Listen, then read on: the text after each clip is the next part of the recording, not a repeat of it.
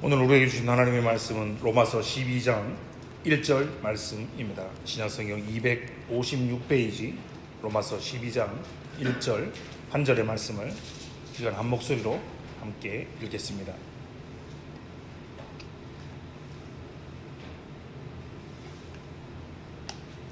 로마서 12장 1절 한 절의 말씀입니다. 한 목소리로 함께 읽겠습니다. 시작.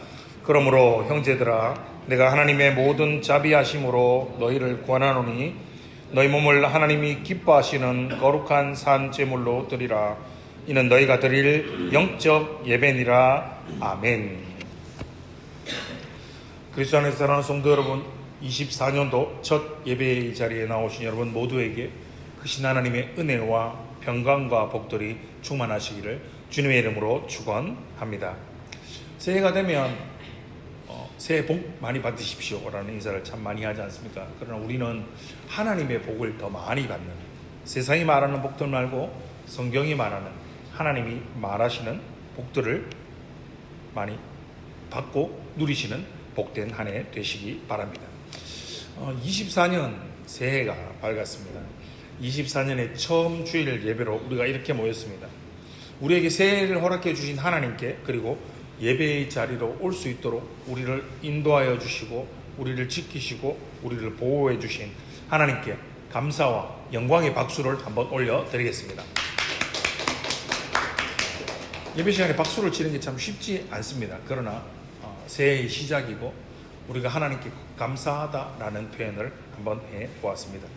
여러분, 24년 새해가 시작이 되었습니다.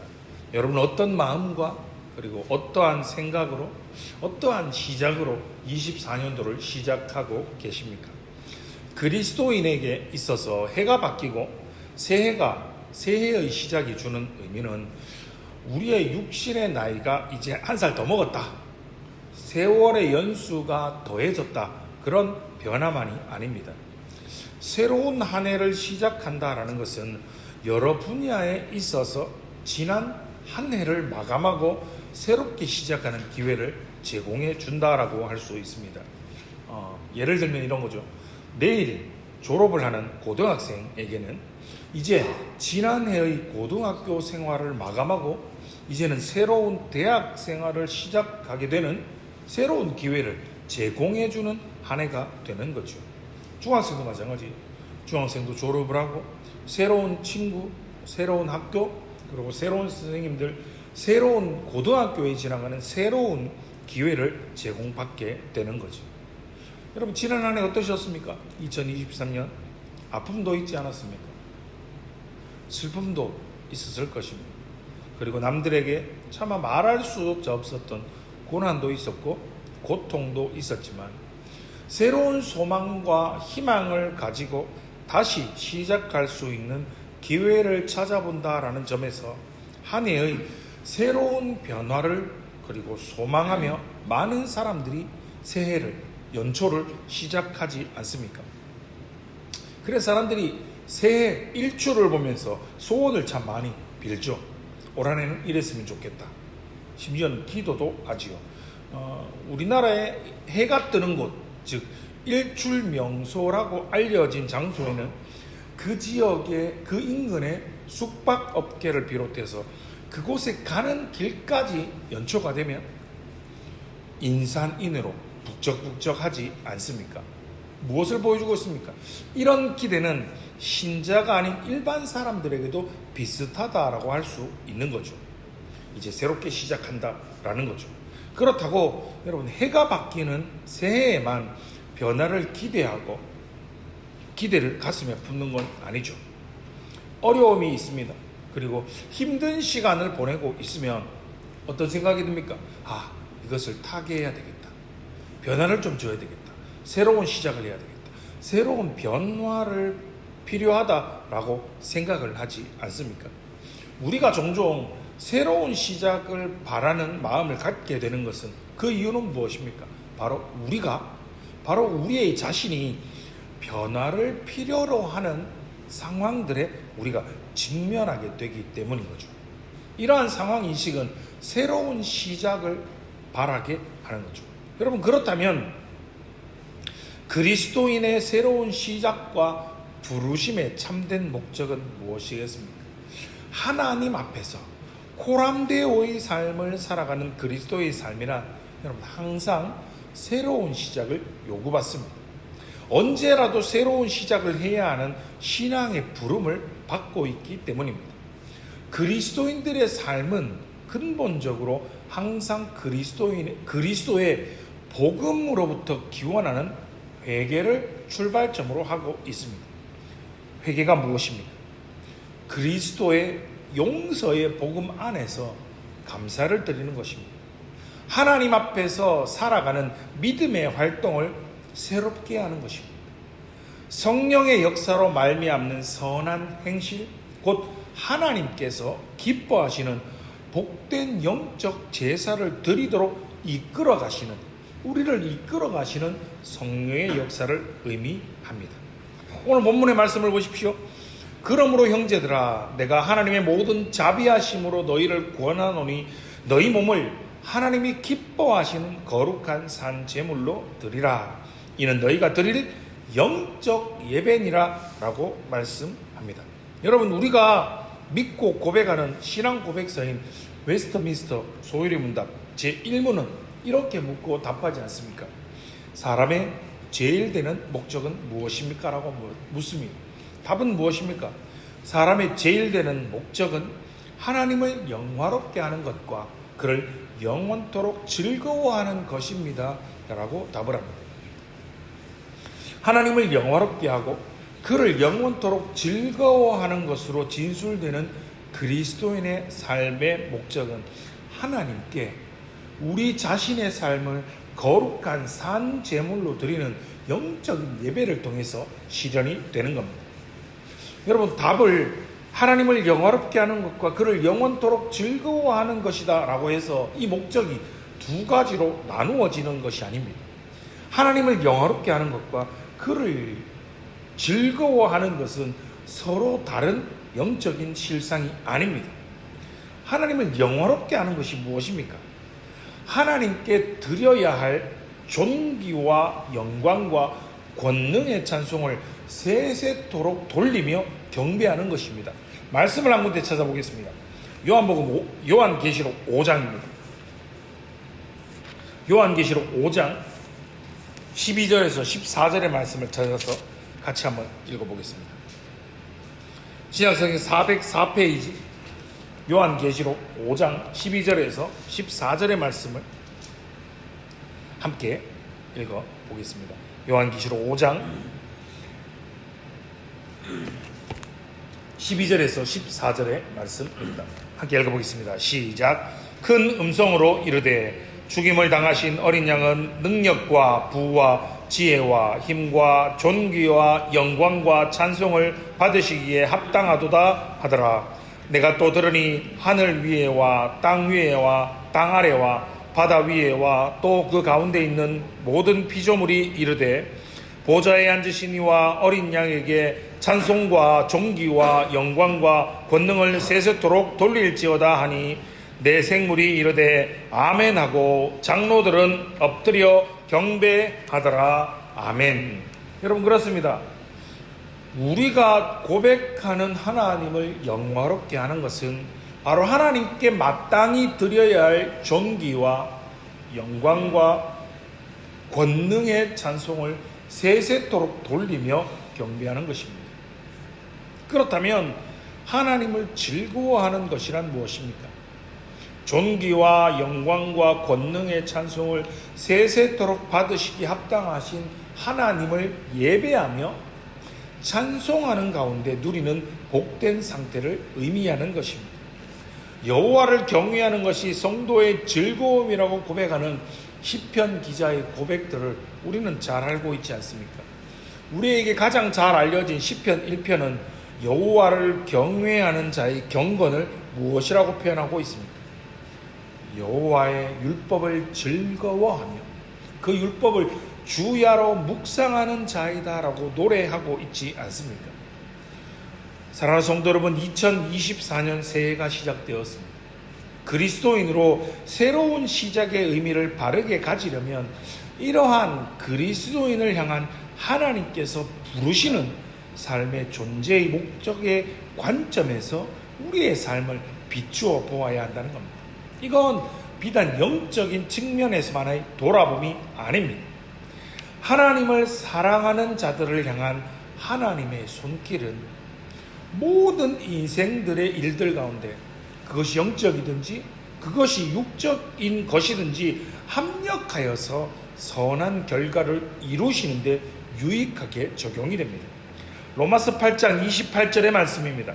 우리가 알거니와 하나님을 사랑하는 자 곧 그의 뜻대로 부르심을 입은 자들에게는 모든 것이 합력하여 선을 이루느니라. 아멘.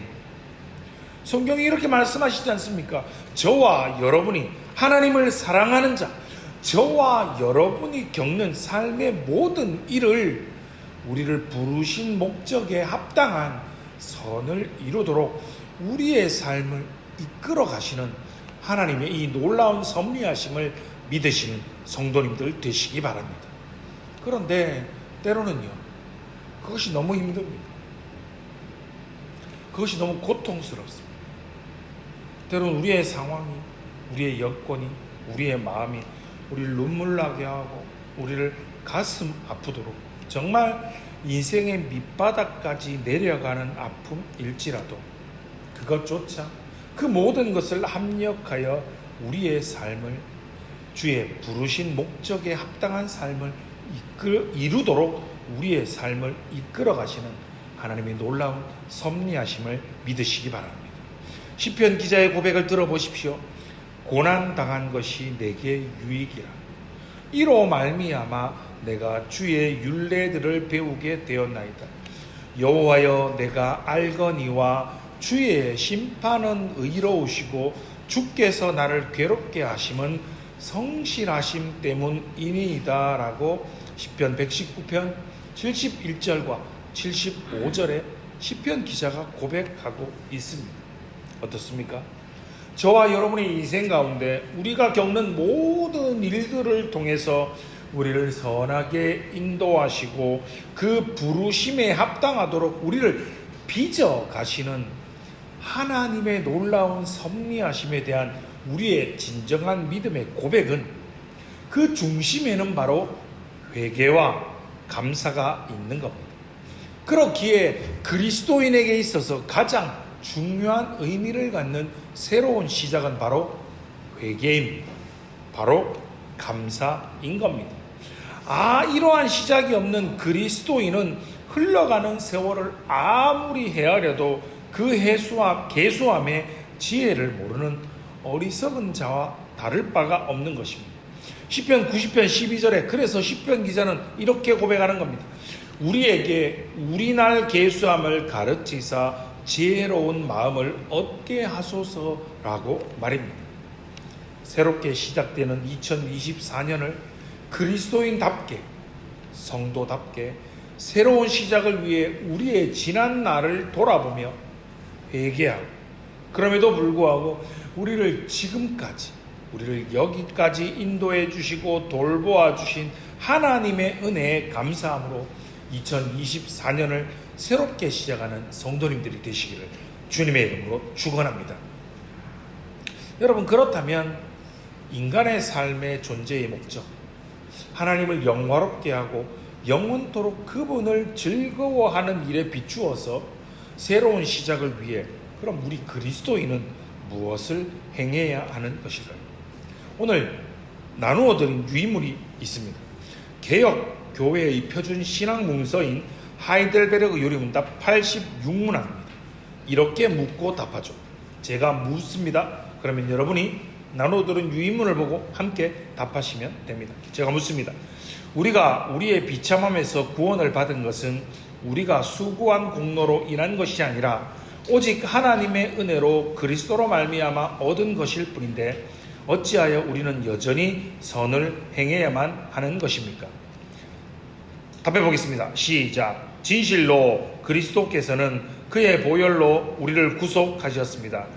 그러나 그리스도께서는 또한 그의 성령으로 우리를 새롭게 하시어 그를 닮도록 하시기 때문입니다.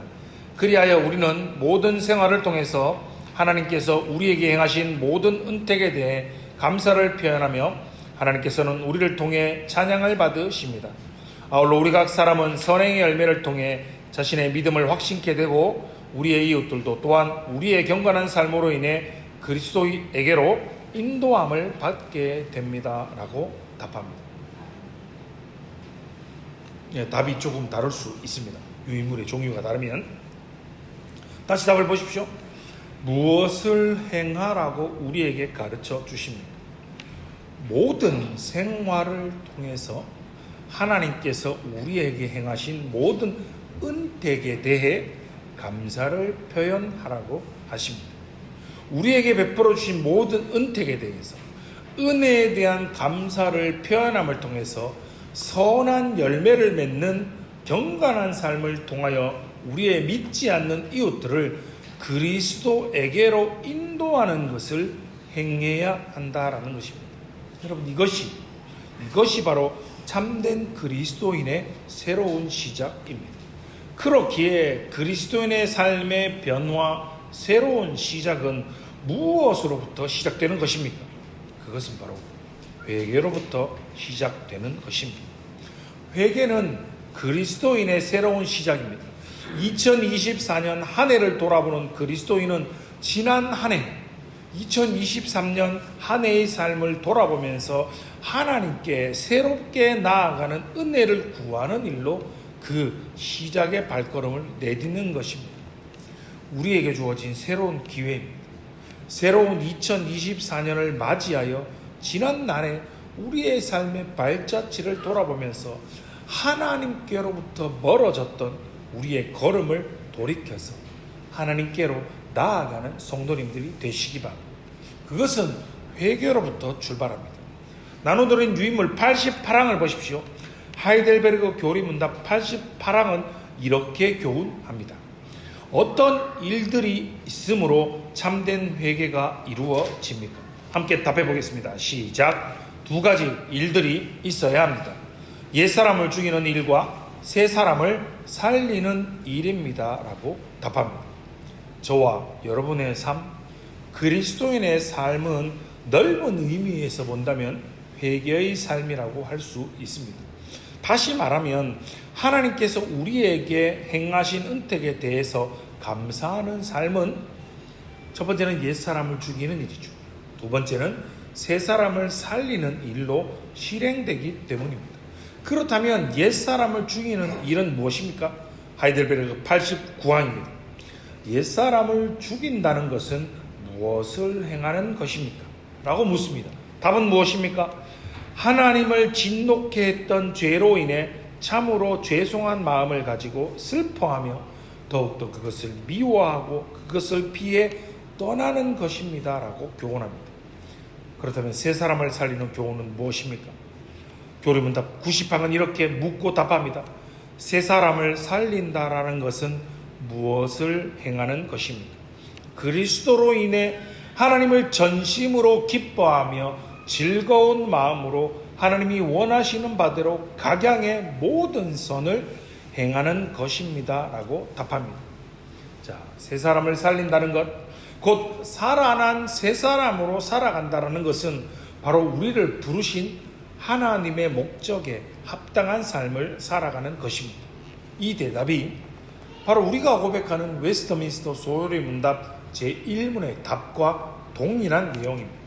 하나님을 기뻐하며 즐거운 마음으로 하나님의 뜻을 따라 선을 행하는 것이라고 할 때, 이것이 바로 하나님을 영화롭게 하고 그분을 즐거워하는 것이라고 요약할 수 있는 겁니다. 이러한 새 사람을 살리는 일은 소극적인 면에서 옛사람을 죽이는 것과 동반되어서 실행됩니다. 우리가 방금 읽지 않았습니까? 옛사람을 죽이는 일이란 무엇입니까?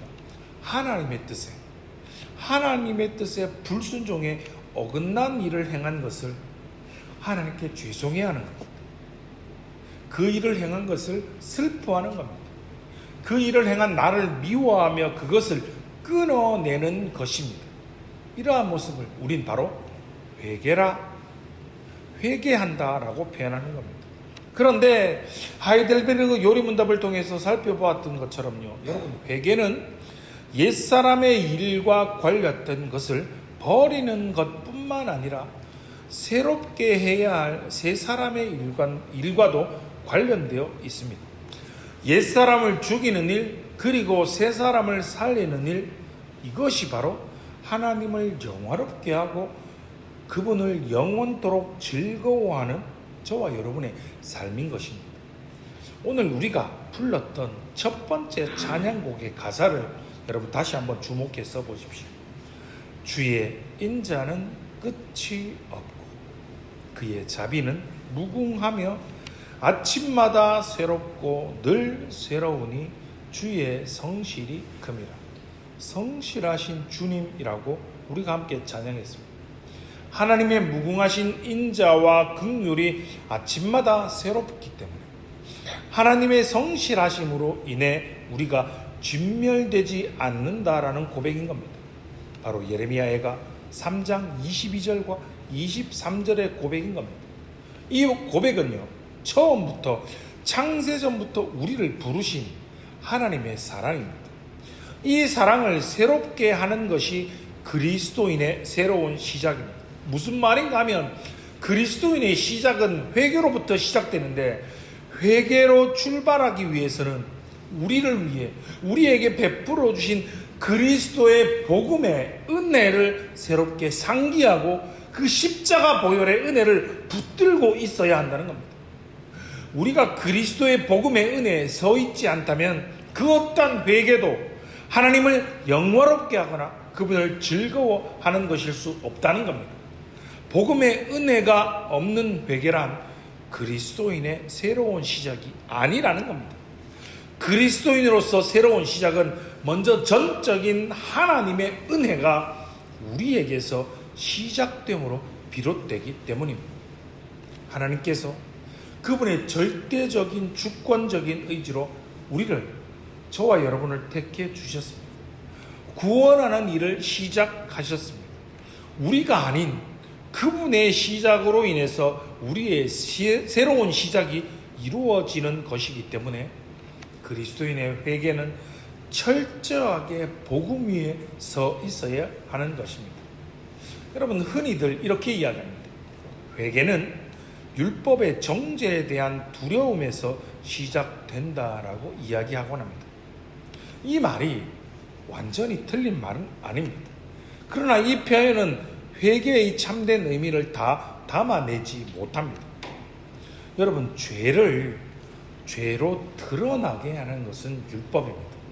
그러나 여러분, 과거의 역사를 한번 돌아보시고 현재 지금 우리가 살아가고 있는 우리의 모습을, 세상의 사람들의 삶을 한번 돌아보십시오. 여러분, 누군가의 죄가 드러났습니다. 누군가의 잘못이 드러났다고 그 사람이 자신의 죄를 회개하고 슬퍼하고 잘못했다라고 괴로워하던가요? 아닙니다. 여러분, 죄악된 사람들은요, 자신의 잘못을 지적하고 그것을 바르게 하려고 하는 사람들을 오히려 비방하고 그들을 망하게 하고 그들을 해칩니다. 여러분, 얼마 전에 아주 유명한 한 배우가 자신의 생을 마감했습니다. 그 배우의 죽음을 세계 곳곳에서 보도를 했습니다. 굉장히 유명한 배우였기 때문이죠. 2017년에 조인성과 정우성이라는 배우가 주연한 더킹이라는 영화가 있습니다. 그 영화를 보면 이러한 장면이 등장하는데요. 권력 집단들이 권력의 위기가 생기면 이슈가 될 만한 사건들을 터뜨려서 자신들의 불리한 사건을 덮는 장면들이 나옵니다. 저는 작금의 이 사건을 보면서 그 영화가 불쑥 떠올랐습니다. 여러분, 그렇습니다. 자신의 죄와 자신의 비리가 드러나면 다른 것을 이슈화해서 그것을 덮으려고 합니다. 이것이 세상 사람들의 모습입니다. 회개는 자신의 죄를 슬퍼하고 괴로워하는 일은 복음의 은혜로만 가능한 일이라는 말입니다. 여러분, 사람이 어떻게 뻔뻔하게 다른 사람을 죽음의 사지로 몰고 갈 수 있습니까? 어떻게 그렇게 뻔뻔한 일을 할 수 있습니까? 네, 할 수 있습니다. 그에게 복음의 은혜가 비추지 않았기 때문에. 여러분, 우리가 목사로서, 성도로서, 누군가의 아버지로서, 누군가의 어머니로서, 누군가의 아들로서, 딸로서 마땅히 해야 할 일들을 하지 않고 비겁하게 죄악된 삶을 살아가고 있으면서도 어떻게 저리를 머리를 꼿꼿하게 세우고 저렇게 당당하게 살아갈 수 있냐고요? 네, 그럴 수 있습니다. 그에게 복음의 은혜가 비추지 않았기 때문입니다.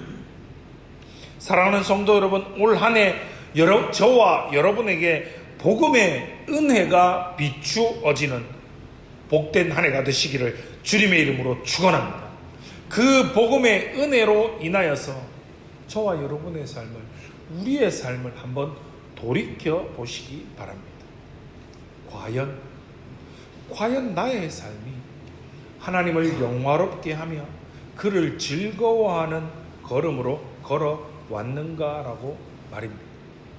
우리에게 주어진 새로운 2024년도를 회개함으로 악한 길에서 돌이켜 우리의 착한 행실, 성도다운 삶, 하나님의 백성다운 삶을 살아감을 통하여 믿지 않는 우리의 이웃들에게 선한 영향력을 끼치며 우리의 존재의 목적에 합당한 하나님을 영화롭게 하고 영원토록 그를 즐거워하는 삶을 살아감을 통하여 2024년 하나님께서 진정으로 우리를 불러주신 그 목적에 합당하게 살아가는 복된 삶, 새로운 시작의 발걸음을 걸어가시는 복된 성도님들 되시기를 주님의 이름으로 축원합니다.